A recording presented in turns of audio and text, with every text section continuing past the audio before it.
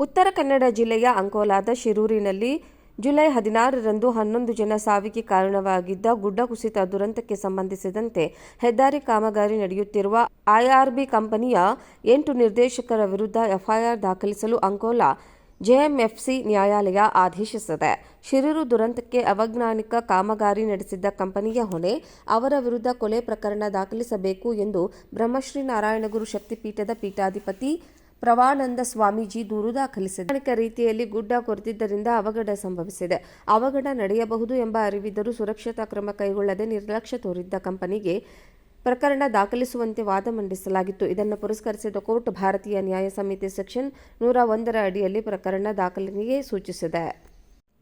ಉತ್ತರ ಕನ್ನಡ ಜಿಲ್ಲೆಯ ಅಂಕೋಲಾದ ಶಿರೂರಿನಲ್ಲಿ ಜುಲೈ 16ರಂದು 11 ಜನ ಸಾವಿಗೆ ಕಾರಣವಾಗಿದ್ದ ಗುಡ್ಡ ಕುಸಿತ ದುರಂತಕ್ಕೆ ಸಂಬಂಧಿಸಿದಂತೆ ಹೆದ್ದಾರಿ ಕಾಮಗಾರಿ ನಡೆಯುತ್ತಿರುವ ಐಆರ್ಬಿ ಕಂಪನಿಯ 8 ನಿರ್ದೇಶಕರ ವಿರುದ್ಧ ಎಫ್ಐಆರ್ ದಾಖಲಿಸಲು ಅಂಕೋಲಾ ಜೆಎಂಎಫ್ಸಿ ನ್ಯಾಯಾಲಯ ಆದೇಶಿಸಿದೆ.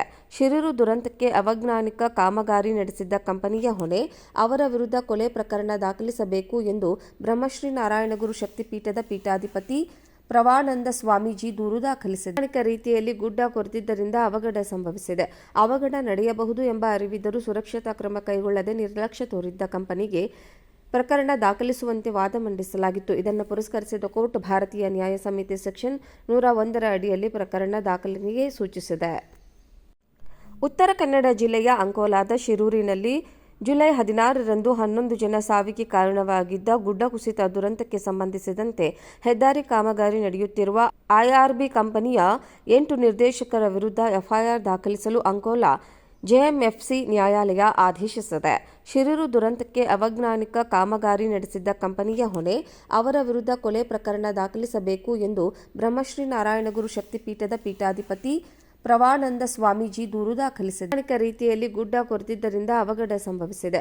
ಅವಘಡ ನಡೆಯಬಹುದು ಎಂಬ ಅರಿವಿದ್ದರೂ ಸುರಕ್ಷತಾ ಕ್ರಮ ಕೈಗೊಳ್ಳದೆ ನಿರ್ಲಕ್ಷ್ಯ ತೋರಿದ್ದ ಕಂಪನಿಗೆ ಪ್ರಕರಣ ದಾಖಲಿಸುವಂತೆ ವಾದ ಮಂಡಿಸಲಾಗಿತ್ತು. ಇದನ್ನು ಪುರಸ್ಕರಿಸಿದ ಕೋರ್ಟ್ ಭಾರತೀಯ ನ್ಯಾಯ ಸಂಹಿತೆ ಸೆಕ್ಷನ್ 101ರ ಅಡಿಯಲ್ಲಿ ಪ್ರಕರಣ ದಾಖಲಿಗೆ ಸೂಚಿಸಿದೆ.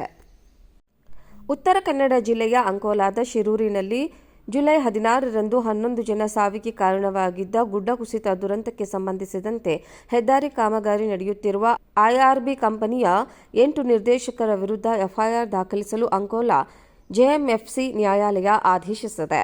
ಶಿರೂರು ದುರಂತಕ್ಕೆ ಅವೈಜ್ಞಾನಿಕ ಕಾಮಗಾರಿ ನಡೆಸಿದ್ದ ಕಂಪನಿಯ ಹೊಣೆ, ಅವರ ವಿರುದ್ಧ ಕೊಲೆ ಪ್ರಕರಣ ದಾಖಲಿಸಬೇಕು ಎಂದು ಬ್ರಹ್ಮಶ್ರೀ ನಾರಾಯಣಗುರು ಶಕ್ತಿಪೀಠದ ಪೀಠಾಧಿಪತಿ ಪ್ರವಾನಂದ ಸ್ವಾಮೀಜಿ ದೂರು ದಾಖಲಿಸಿದೆ. ವೈಜ್ಞಾನಿಕ ರೀತಿಯಲ್ಲಿ ಗುಡ್ಡ ಕೊರೆದಿದ್ದರಿಂದ ಅವಘಡ ಸಂಭವಿಸಿದೆ.